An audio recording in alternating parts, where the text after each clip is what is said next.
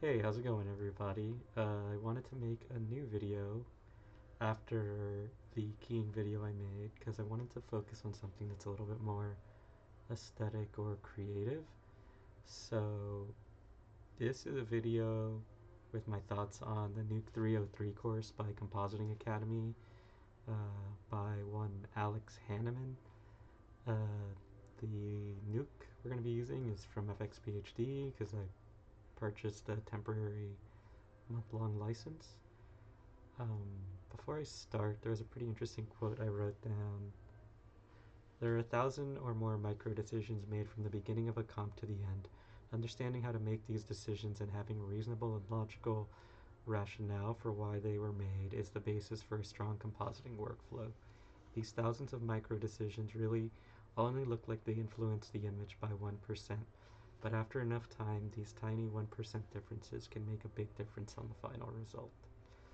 Um, I think that's pretty much the big takeaway from all of this. I want to say that right off the bat. So I took the Nuke 303 script and I went through it and I did my own kind of thing, riff on it, my own remix of it, as if I were handed the script and I was a freelance compositor and I had to final the shot to be tech final. I did change a few things just due to personal preference and because I don't want to give away Alex's script because obviously that's his own product. But this is my take on his script, which will end up looking a little something like this. And there are a lot of little changes here and there. Um, I'll just go through some of them right now. Then as we work through the script, more and more of the changes will become obvious.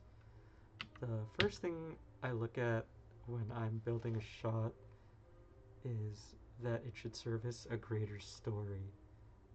Most shots that you work on for films will be built to as a sequence for the film, and that sequence is servicing the story in and of itself.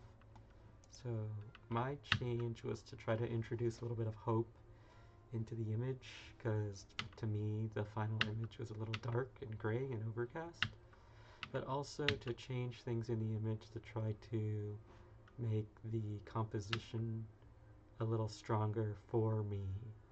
So for me, that meant changing up the image to get rid of this pole, to get rid of this person, to get rid of these two bright lights here, and to address a couple little tiny, teeny things that I thought were kind of, that I didn't really like, I guess.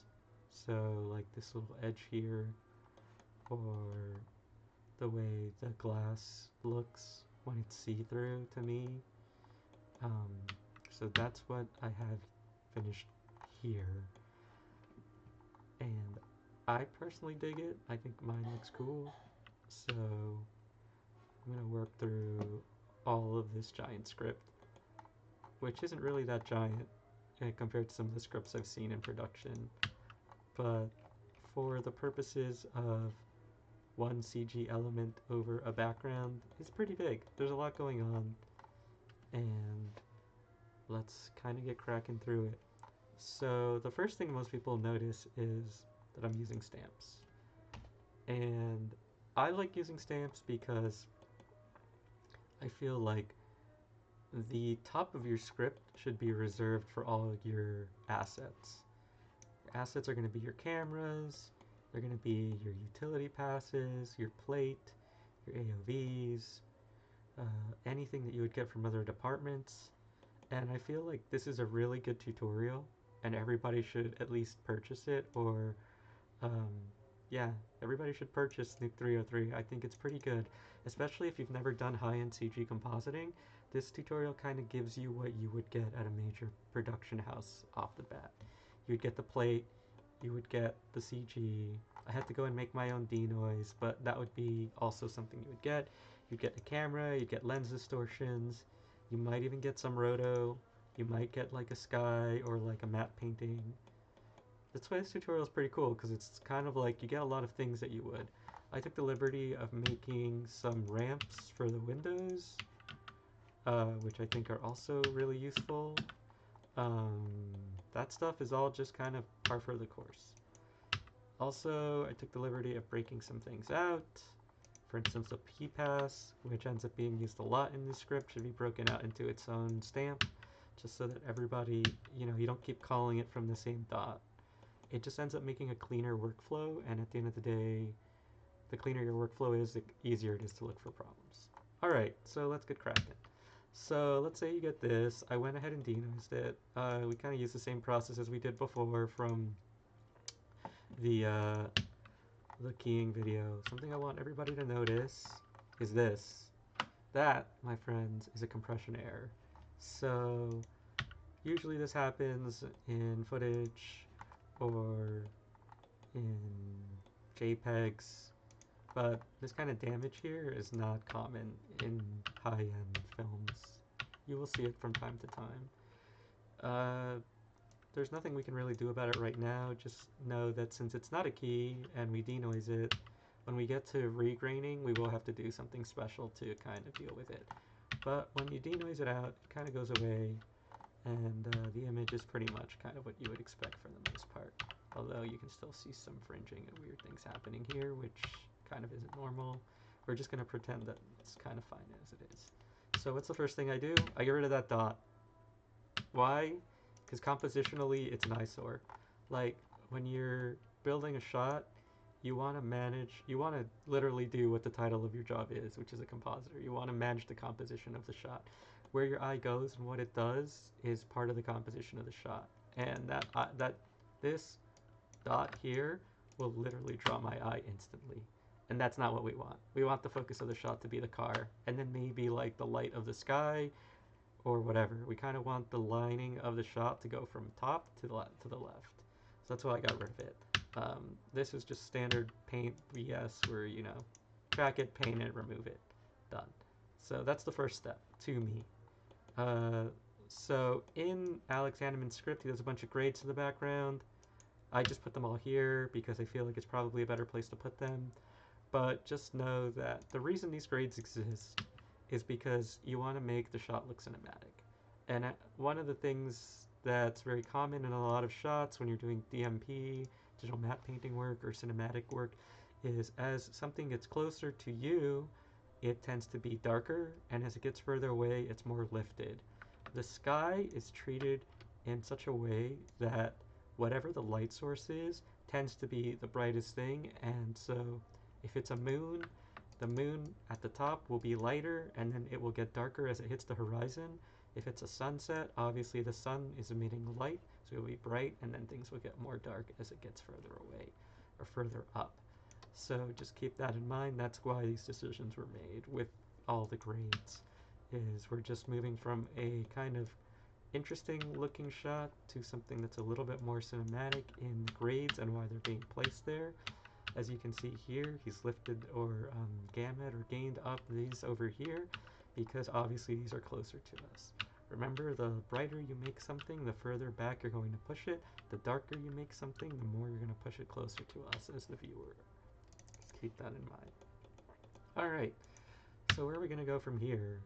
So this is the sky replacement. I have done my own treatment based on what I just told you to the sky, and also adopted the treatment that Alex has done already, and just kind of did a little bit of a hue shift on here to make it look more interesting. These ramps here are just darkening or brightening parts of the background to be kind of what I just mentioned before. This is literally just the camera track, and we move forward. This here is the ocean. So something you have to realize, or most people realize when they've been doing this for a while, is whatever the sky is doing, the ocean needs to be doing, because the ocean is always reflecting what the sky does. So that's what I have going on here. This is kind of a holdout map to affect parts of the ocean, and then I blend it into the ocean here. Whatever happens to the sky is going to be reflected into the water. A lot of decisions that you make as a compositor kind of are based around how light interacts with the materials in the scene, whether they're reflective or refractive or diffuse, what the light is doing and how it interacts with the materials, and how we can take all of that and try to move it towards a more cinematic view of things. Yes, some of our job is to make things look realistic, but ultimately our job is to make things look cinematic, not So if that means breaking the laws of physics, so be it. Knowing when and how to break these rules comes with experience and comes with working on shows and working with supervisors. But yes, uh, so that being said, went ahead and reflected the sky into the ocean first. The next thing I've done is we replace the, the pipe and the person, and we also go ahead and replace the sky with the prettier sky. So I'm going to talk about this real quick because it's something that I feel like most people know who have done paint work. So the dilate function, the node, is that when you dilate an image and you dilate up, the bright colors will eat into the dark colors. And when you do the opposite, the dark colors will eat into the bright colors. This will become more important as we go further on into the script. But what's interesting about that relationship is that you can divide it from itself to pull a soft key, which is what you're going to have to do, especially in certain parts of this, to keep parts of the image. You can try to roto this part out, but ultimately the solution won't be coming through a mat. It'll be coming through a comparative key. So that's why I think this is important. You want to compare this color toward and multiply it over the new background. So we divide this from the original plate and we get something that's kind of white. Then we just multiply it over here to do a soft key. That keeps our edges perfect, which is kind of what we're trying to go for, right? We're trying to eliminate any kind of errors or fixes we have to do.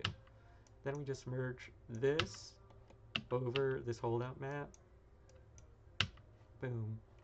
Background with better edges, which I think is probably for the best, honestly.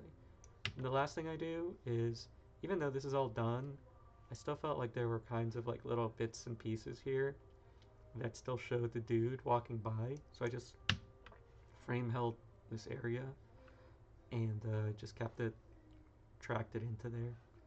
So I kept most of this live. That's what this is all for. But this part here I froze because obviously we don't want to keep that dude in there. You could +1 it by like running some noise through here to keep animating this, but honestly, I feel like it's fine for what it is. You can still see that parts of it are moving anyway, and we don't want this to be the focus of the shot. So we keep parts of this alive, and it's fine. There's a little techie error I saw, but whatever. We're just gonna roll with it for now. At least I think I did. Maybe not. Anyway, so that's this. So this gives us our new background, which has a new sky. Sky's being reflected into the water. We keep the water, and we're just gonna keep moving. So something I wanted to mention is we see all these little white dots here. I don't know if they're refuse or what. We're gonna take care of that pretty soon. I call them papers because that's what I'm guessing they are, but I honestly have no idea. So I am not the kind of person to work destructively. I try to work as non-destructively as possible. I would keep all these values as much as I could. I have been on shows where the client has been very specific about not destroying any of the values in here, except changing this to be the proper color around with stuff around it. So that's what this is kind of doing here. You're gonna take this and you want to key all these brights and you want to like slowly start to like chip away at them so that they're kind of darker, and then you want to multiply it, use a pxf filler to fill what's left, kind of average the two together, and then you want to multiply it against the ambient color of what's there. I do keep the tracking information that he built, but only to mask out the areas that we're going to be replacing, so that we're replacing things but keeping the information that's there. Just because clients will get very specific about changing the plate too much, and that's something that most people would have to keep in mind.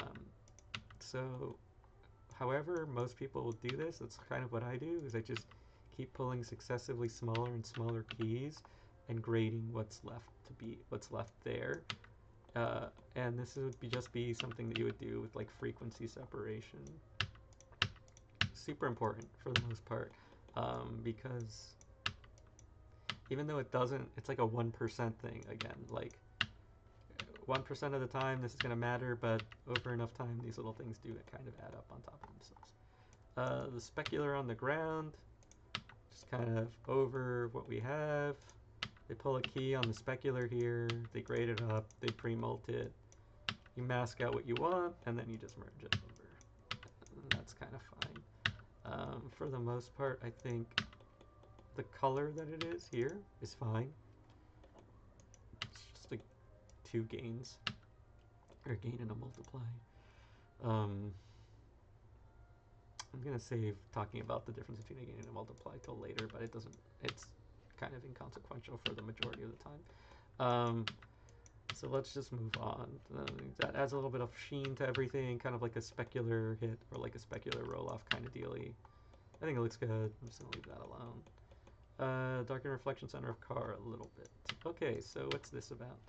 So this is the ground render, and I think it looks good.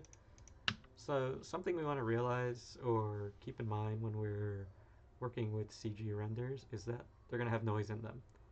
Now, if they've left them to bake for quite a long time, they probably won't have as much noise. But noise in your CG renders is kind of an inevitability that happens in a lot of productions, especially high-end productions.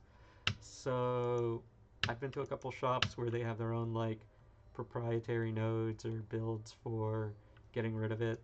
I don't have those, so I'm just gonna use the box standard median. I know it's destructive, but if you keep it like at 1 or 2, most of the time it's fine, depending on the detail of what you're rendered at. The way the ones at the bigger studios work have to do with like taking frames and vectors and then comparing one frame versus another to try and remove as much noise on there. Honestly, if you're in that environment, I would definitely just use those instead, because they're gonna do the job better. But for the most part, there's also like 2 little headlights that get added here, and then that gets plussed over. As you can see, this is looking pretty dang nice for a reflection, in my opinion. So this kind of takes care of the 2 reflections that are going over here. Alright, so this is something that I'm going to talk about. Remember when I talked about the dilate, if it gets smaller, it has all the darker values eat into everything? So, this situation here, lighting-wise, is not too crazy. Yes, from the first frame to the last frame, the lighting does change and it does get a little bit darker. But imagine you're in a situation where the lighting changes on every frame or changes a lot. You're not going to want to sit there with a grade node and be like, oh, every frame I'm going to keyframe it, because then that would take forever. And imagine it's temporally expensive to do that because the shot is freaking 2,000 plus frames long, right? Like, so you need a smarter way of doing it. So the dilate literally does this for you. If you dilate and blur into something, congratulations, you have the darkest values in the scene. That's the purpose of the node. And if you were to average something that you would like to suit to taste, that's there, and then the add is there too. So I want to do something and show you. If you gamma up something, most shops, when they're doing tech check, will gamma up to 2 or 3. They won't gamma anymore because that's just getting nuts with the level of numbers of extra decimal places for things. But when you're doing shadows, you want your shadows, which this is what this is, it's a shadow pass, that you're going to mult against the darkest values in the scene, and then you're going to merge over the image. You want to look at this when it's gamma up twice and compare where this shadow pass is going to sit in the image. So I've sat it here after a whole lot of time of moving it. Is the shadow pass the darkest thing in the scene? No, it's not, but it shouldn't be. Is it comparable to something like here? Yeah, closer, more relatively close to like 0.02 or something. Why? Because when you sit the car over it, you want the entire image to break in the exact same way. So as we go up or down, it will break properly. So that's why I did things the way that I did them. Yes, I changed a few things here by adding stuff here and there, but for the most part, the image should break in the same direction, and once we set the car over it, should look right. And that's kind of why I choose to use that workflow for the most part. Just something to keep in mind as we move forwarding. The screen rate missed. It's missed. It's a little blurry thing. It's put over everything. It looks fine. I think it looks good. I dig it. It's kind of, you know, it is what it is. It looks nice. All right, so now we're gonna get to the car. So this is the car render. I think this car render looks good. I like it. It looks nice. Is there noise in it? Yes, there is. You can see it. It's happening here.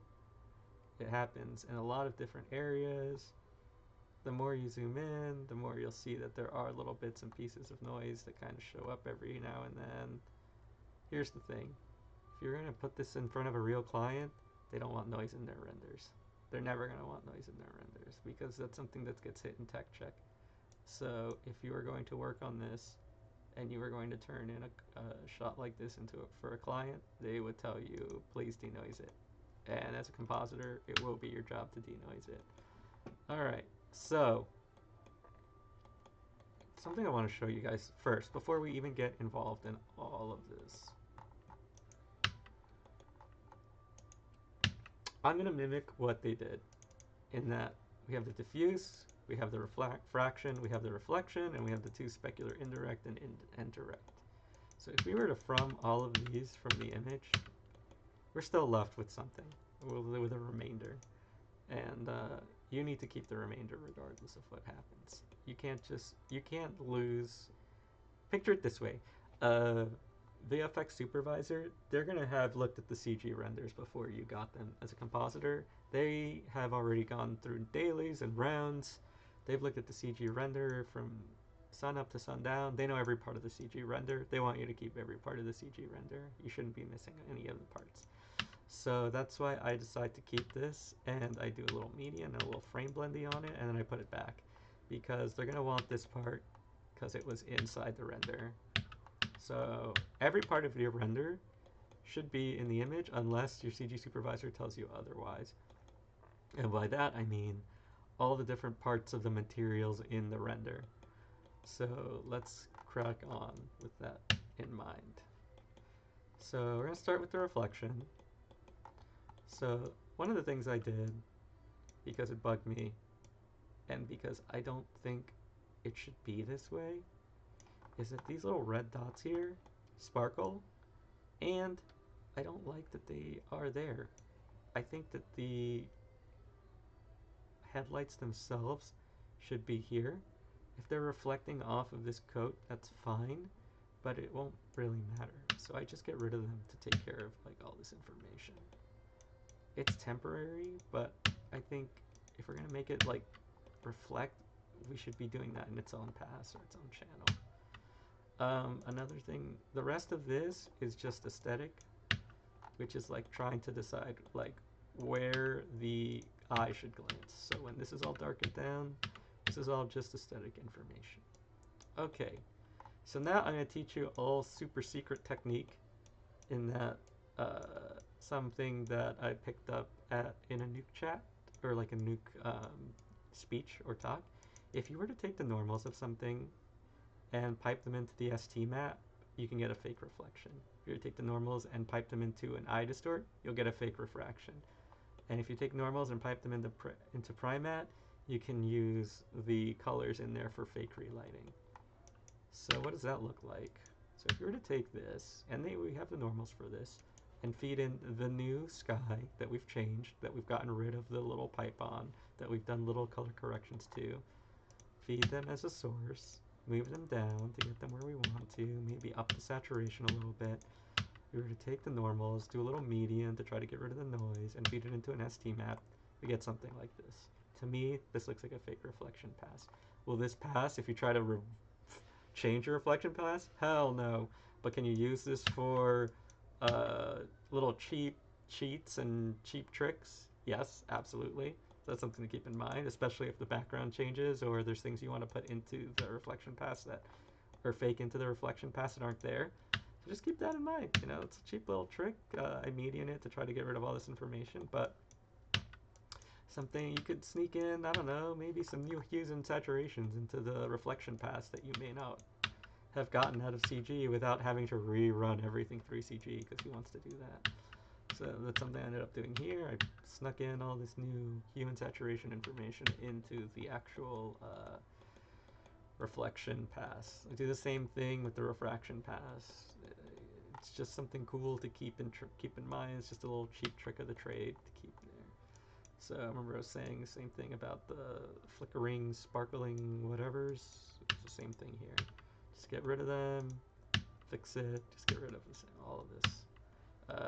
Again, just another, I want things to be nicey, play nicey. That's one of the things I do to play nice. It's Porsche. Okay, this. So this is that little pipe. I can tell it's a little pipe because I've been watching it for a really long time. That's the pipe in the background. Since I get rid of the pipe in the background, you gotta get rid of the pipe in the reflection. So that's what that's for. The rest of these are all aesthetic decisions that Alex made that I really like. And I think they look great. So I'm just gonna leave them alone.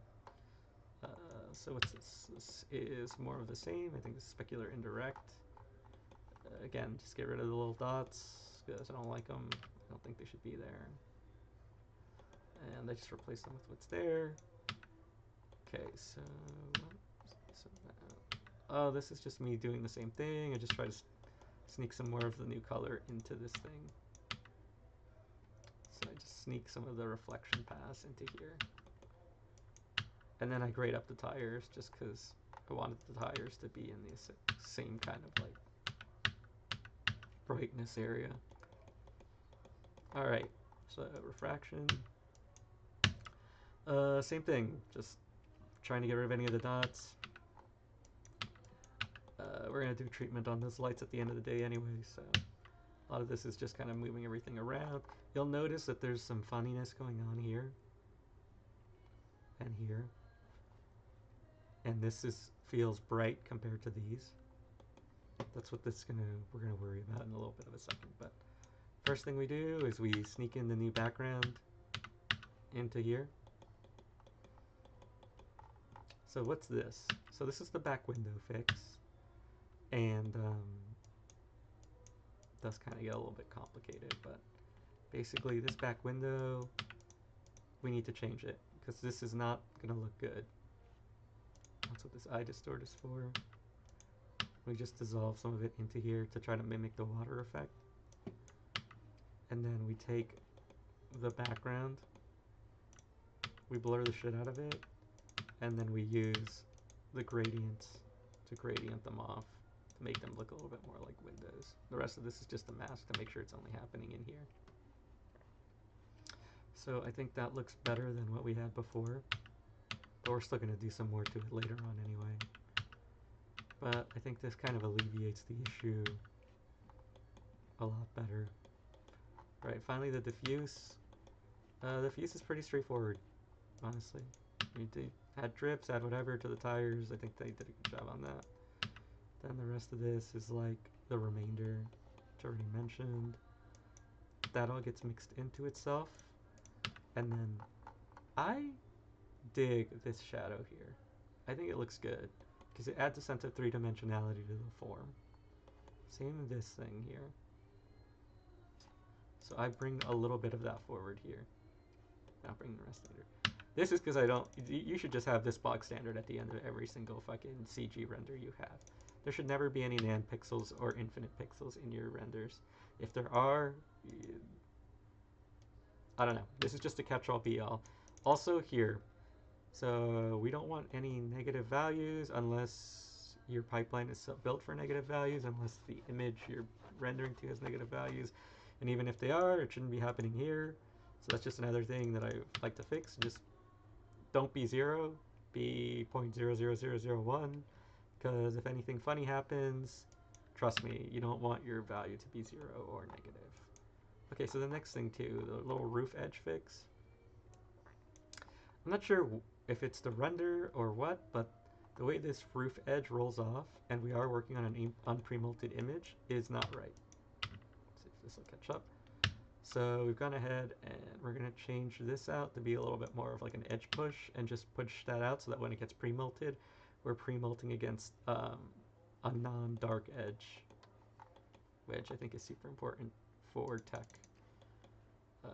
Just something to keep in mind.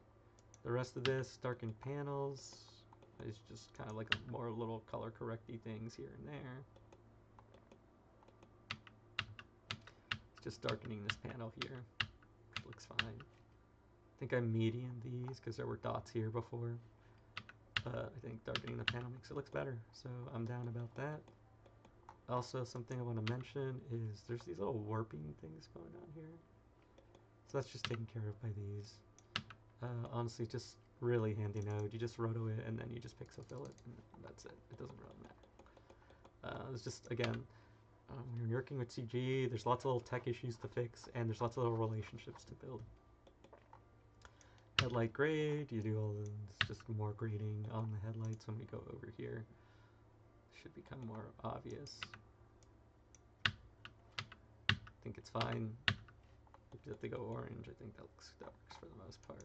And then, so this is the overall CC. I'm not going to touch it too much or talk about it, but it's just the CC. This is my CC. And without getting into the long and short of it, the way I do it is I go up to, and then I look at the image, and then I match the image, and I color correct everything, the first frame and the last frame, and see what's going on with it.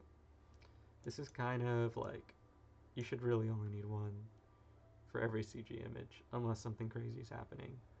But yeah, you're just going to want to dial in everything.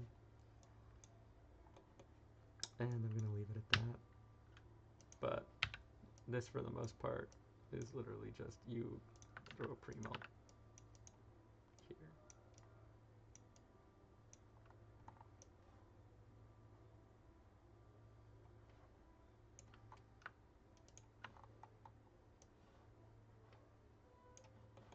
And then you just dial in the values. I think this pretty much breaks properly. So that's kind of what I do. I'm going to leave that alone. So the next step, the alpha, I felt like the alpha was a bit soft for what it was, so I just punched in the gamma a little bit on it and make sure to white clamp so that your values don't go crazy. Color space, again, I wanted to sharpen it a little bit before I do a defocus on it, just because I felt like that adds a little something to it. If you want to do that, that's up to you. Purely a creative choice on my end, but I think it looks better in the long run, especially because I felt like it was soft. Just my personal thing to do. Probably don't need to do it if you don't want to, but I felt like it looked better with it. Alright, so next thing. This is the window. And remember what I said about the windows before. So I wanted to keep adding to the windows. Some of the stuff is stuff that he does, which I think looks good. I went and added some more. Just blended it into what they already have. Played with the saturation. And I think what he does is he breaks it out into two separate streams. But really, you don't ever have to do that because you have this matte, and since it's a matte, you just key mix in the information to where it should be. And I wanted the windows to be partially see-through, so that's also what this is taking care of. Because they're windows, they should be partially see-through. So we sneak in some of the sky back here, and I think it looks good. And then I do a little bit of a matrix little line here to darken the edge in the back seat. That's how I would do it. I know there's other ways to do it, but that's what I would prefer. Okay, so the defocus. So whenever I get a defocus from CG, first thing I do is this. And that's because I wouldn't do this automatically, but I would take a look at the CG itself and see if it would do it properly. And by doing that, we kind of get here, which I think is decent. But obviously we want to make sure that the values in here are doing what they should be doing and obeying the laws of the camera, pretty much. Like, the depth here should be how far it is from camera. So that's what some of this is trying to achieve. Also, let me see if I go here. These seem right, but I go ahead and extend them out further to grab the entire thing, grade it to be where I want it, and then merge it over itself. Because if I can do this, and if I can see the image in the depth pass, I know that I'm in the right ballpark. Because this, to me, is 5 meters from camera, which seems to be in the ballpark of correct to me. Again, not sure if it is, but 4 meters seems alright. Like a decent distance. The fact that I can see this is bright and going dark, that looks correct. So then I just copy that into the depth channel and use this UD focus on that. And you can see if you look at here, it is defocusing gradually as it moves away from camera. You can see it happens here too. This should be the focal point, the area closest to camera. You can imagine that the knob, the focal puller, or the focal would be here. And since that's the focus, that's where your eye should go first. Or it should go like that, hitting the focus point and then looking through the image itself. The rest of this is chromatic aberration, which is fine. From the old script, I render it out, make it its own thing.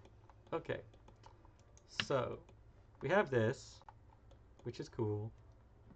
So why do I do this? Because if there's glass and it's see-through, it would diffuse the image around it or behind it, depending on how clear the glass is. But the more transparent objects you put behind something, the more it's going to diffuse what's behind it. So that's why I do that. Also, I think stylistically it looks cool. Just kind of my own thing. Same thing with here. This whole dark area thing, which is supposed to be like a fill-in for the struts on in the hood or in the cabin. I just do a fake ED focus and merge them over. So now it kind of looks like the back part of the car. So when we do merge the car over on stuff like the final frame, we can kind of see through the car, but we still see parts of the car on the other side, which looks cool, or looks photographic, looks realistic, looks right. I don't know, whatever you want to call it, but that's something that happens a lot in transparent objects, so keep that in mind. Smoke does it, a lot of things do it, so it's also something that I like to do. Alright, so the next part, they talk about the drips. I think the drips are cool. I just grab the color from the background and I feed it into this copy color, which is the same thing as the color space thing, which I did further up there, but I feel like it's something that everybody uses, and then they get plussed over. Just because I feel like plus is probably the way to go on this. I think it looks good. It's the same thing here. Looks good. Car smoke. So I want to talk about glows for a second. I'm not a fan of the glows that came with this script because I feel like glows, I don't like to overstate my glows, I guess would be the way to put it. Like, if you look at like stuff like the true exponential glow or blur or whatever it is, I like to do super subtle glows where the glow object or the emitter is bright and then the fall off is like super subtle.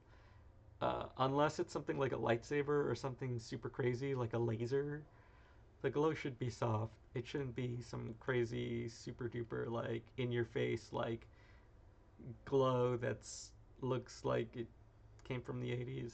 I don't know. I just feel like the entire industry's just kind of accepted that glows are supposed to be like this kind of dealy here. And I think personally, from an aesthetic point of view, they look better. So I'm rolling with what I would normally do.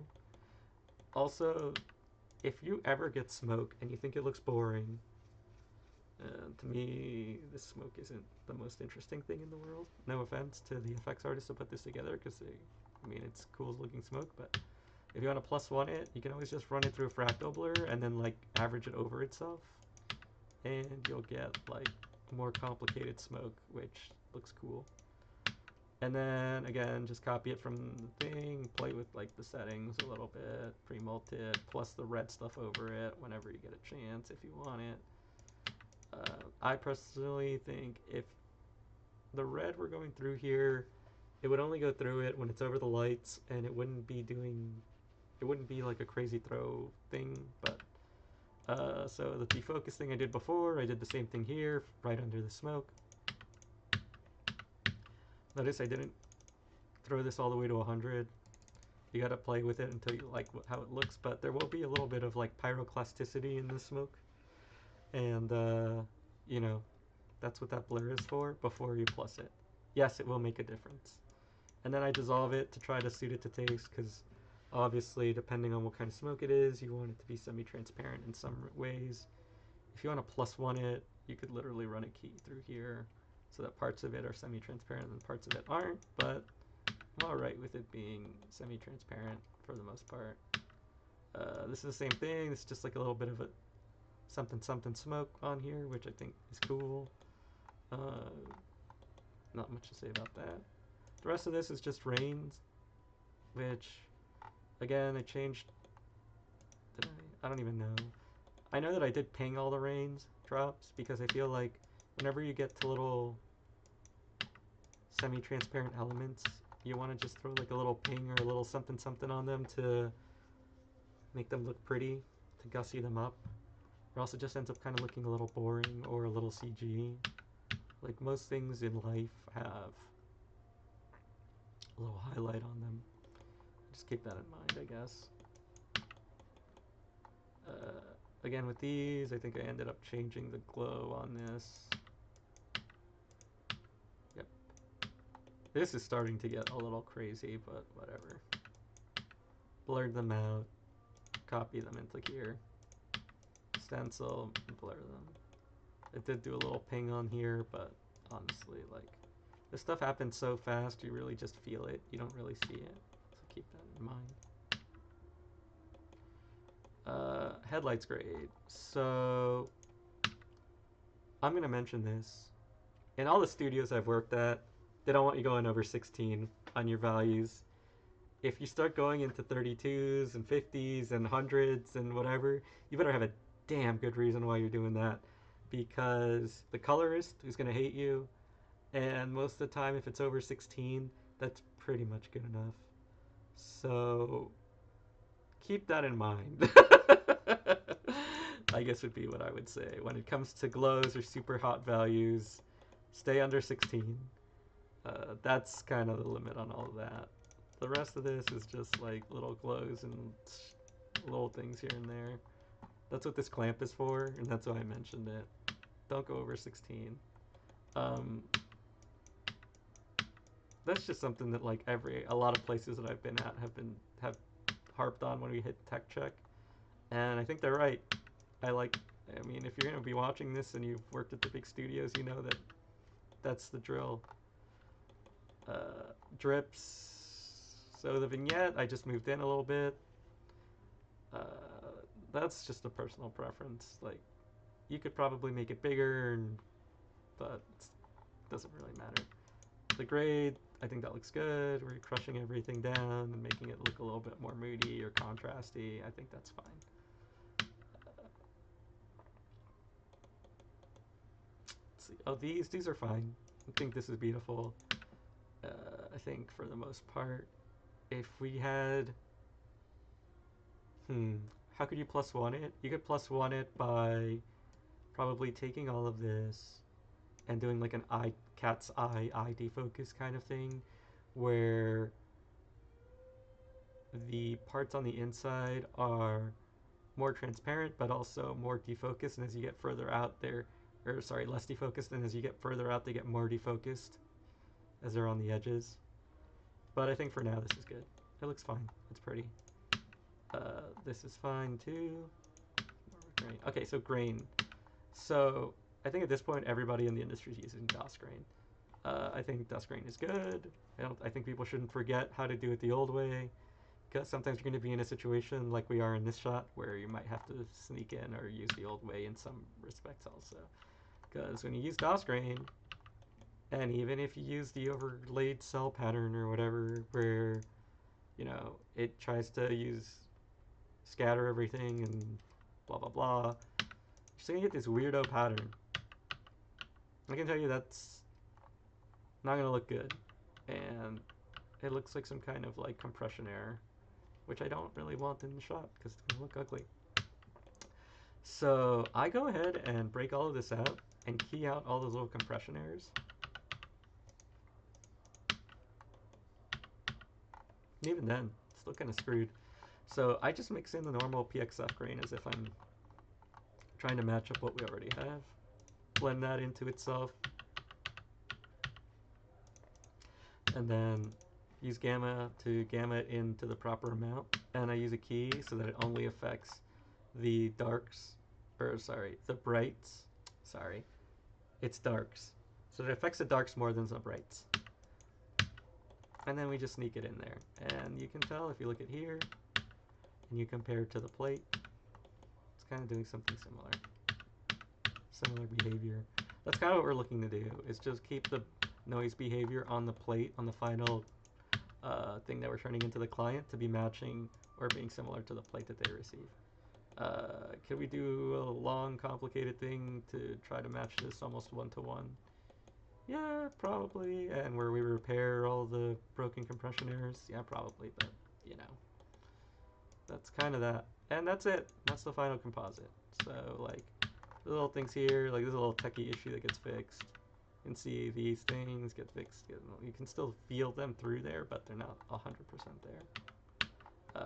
These, again, like, you can see that there's, like, a tracking error on this. Versus, like, if you just don't deal with it and you just use the mask, then just completely sidestep that completely.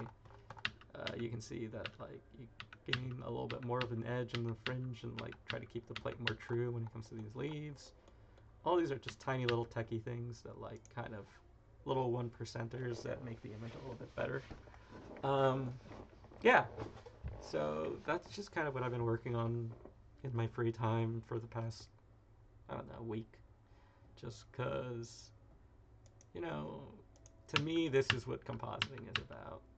Is taking images, merging them together, taking out, trying to fix any tech issues, trying to hit like a feeling on a shot, not just like technical hurdles, but trying to contribute towards like a vision that the director would have, or that people on the project are trying to do. Basically trying to help the shot along, not just pixel screw it, but being very mindful of the technical parts of the shot so that you're giving the client a product that looks good and it's free of technical errors by the end of the show. Because it's like, it's a fine line to walk between science and art, and it's important to realize that sometimes you want to kind of have both. You kind of want to have like a little bit of a mastery of both as you're building something. So it's like you want to feel hope, or you want to feel a feeling. You want to try to get people to look at something, but you also want to not have a crazy amount of technical errors or lines or edges or weird things. Kind of want it to behave in a photographic way. That means like trying to stick towards best practices. Again, you'll see the reason. To me, this is readable with a strong B pipe that moves through the entire composite, and not like crazy spider webs everywhere, or A always on the left, B always up, mask always on the right. That kind of information is super important. And yeah, I mean, like, to me, looks cool, looks good, feels good, kind of free of most tech errors, keeps a good amount of the original script, or sorry, the original image. But I mean, for the most part, Alex is a really good compositor. If you've seen his IMDb, you know the guy knows exactly what he's doing, and kicks out some really amazing images. So that's kind of what inspired me. It's like this work inspired me to build this. That just says a lot. It's like he knows what he's doing, and he's a great compositor. It's just, I have free time on my hands, and I bought these tutorials. It's been at least a few years ago. I just haven't had time to like go through them. But I think this one's cool because, again, you get to work on something aesthetic, and you get to work on something CG. There's a lot of compositors, a lot of gigs will sometimes hire compositors, but a lot of the work isn't full CG work or beauty work. Sometimes it's like a mix of beauty work and like tech work, or like paint work or roto. So that's what's cool about this shot, is that you get to play with both, and you get to, put together something that kind of talks through both. So yeah, that's kind of it for the most part for me. And yeah, I hope you guys have a great rest of your day. Thanks. Bye.